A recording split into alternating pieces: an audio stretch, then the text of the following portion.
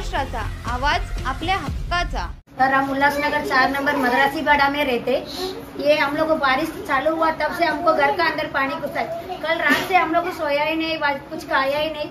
ऐसा ये पानी के अंदर हम लोग खड़ा रह के हालत निकाल रहे। हम निकाल के पानी डाल रहे, वापस पीछे से पानी आ रहे नाला से।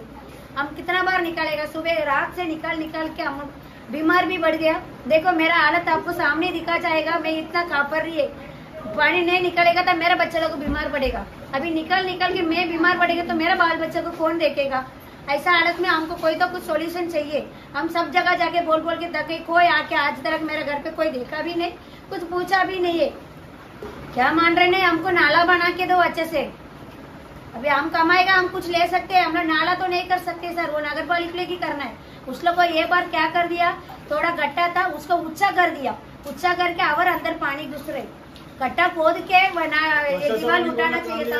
माहिती नाही जे काम दिलंय ते आम्हाला एवढा त्रासदायक झालाय की ज्याच्याकडे पाणी येतं शेतीच्या कामामुळे ना कॉन्ट्रॅक्टर लोक आहेत ना, जे नगरसेवक आमची माणसं आणि शेतीच्या कामामुळे जे पाणी भरत चाललेलं ते आता येत नाही।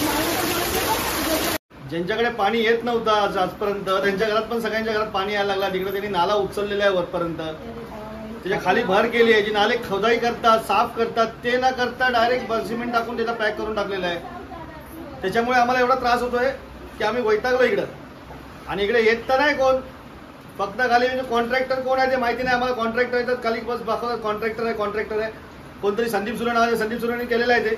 हा जो नाला आहे हा इकडे कमीत कमी 15 फुटी 20 फुटीपर्यंत आज आहे लांबीला। पुढे जाऊन तो नाला अतिक्रमणामुळे 7 फूट आणि 4 फूट 5 फुटावरती झालेला आहे। तो एकदम कमी करून टाकलेला आहे।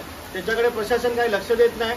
तो नाला वरती अतिक्रमण जो आहे तो कट करा आणि त्या नाल्याला थोडा मोठा करा, विस्तारित करा त्याला, त्याच्यामुळे याचं पाणी सगळीकडे सरळ निघून जाईल। तो पाणी इकडे थांबल्यामुळे इथं पाणी सगळ्यांच्या लोकांच्या घरी येऊन सगळ्यांना नुकसान होतोय आणि याच्यामुळे येणारे आजार, त्रास, रोगराई ही सगळ्यांना होणारच आहे। प्रशासन याच्याकडे थोडे लक्ष द्यावे। या नाळ्यावर कोणी अतिक्रमण केलं आणि या नाळा कोणाच्या आर्थिक स्वार्थासाठी वर केला असं तुमचं म्हणणं आहे? आर्थिक स्वार्थासाठी म्हणजे तिकडे बांधलेले दुकान आहेत, एक मोठी बिल्डिंग आहे, इमारत पण आहे, त्याच्यामुळे ते सगळं नाळा एकदम कमी झालेलं आहे तिकडं। ते तुम्ही बघू शकता, तिकडे तुम्हाला दाखवतो मी बाहेर की हा बघा इकडे त्या नाल्यावरती अतिक्रमण झालं आहे। इकडे त्या नाल्याचा ब्रिक आहे, तेवढीच साईज तिकडे ठेवा ना। अतिक्रमण करतात, म्युन्सिपाल्टी लक्ष देत नाही त्याच्यावरती। अतिक्रमण काय झाला तर अतिक्रमण झाला तर त्याच्यावरती लक्ष द्यायला पाहिजे म्युन्सिपाल्टीने। ते नाल्यावरती जे वेगळे बांधकाम होतात आहे त्याच्यावर थांबवायला पाहिजे लोकांनी। याआधी पण खूप पाऊस पडायचा, पाणी लोकांच्याकडे बोलायचं आपण पाणी आहे, पण इथपर्यंत कधी पाणी नाही यायचा। आज थोडासा पाऊस पडलाय, हे चुकीच्या अधिकाऱ्यांच्या कामामुळे आज आमच्याकडे ढोपरभर पाणी यायला लागलं इकडे घरामध्ये। पूर्ण सिस्टम वाट लागली, पूर्ण अंतरून वाट लागली, सगळ्यांची कामं वाट लागली। इकडे आमचे जेवणाचे पण वाटे झाले। आता रात्रपासून माझी आई डोळ्यानुस्त बाई आहे, यांना पाणी काढायचंच कामं चालू आहे सध्या। आधी करून काय फायदा, एवढं पाणी आमच्याकडे कधीच आलं नाही।